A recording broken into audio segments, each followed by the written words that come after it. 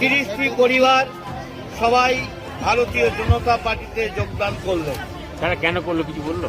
তারা তৃণমূলের অত্যাচারে অতিষ্ঠ এবং তাদের যে সাম্প্রদায়িক রাজনীতি, বিভেদের রাজনীতি, তারা অনেক সময় তাদের উপর আক্রমণ করিয়েছে গুন্ডা বদমাশদের দিয়ে, এই কারণে প্রতিবাদ স্বরূপ। এবং তারা ভারতবর্ষকে বিপদের পথে, বাংলাকে বিপদের পথে পরিচালিত করছে। আগামী দিন এটা বৃহত্তর বাংলাদেশ বানানোর জন্য অপচেষ্টা, আর সেটা তারা বুঝতে পেরেই তারা ভারতীয় জনতা পার্টিতে যোগদান করবে।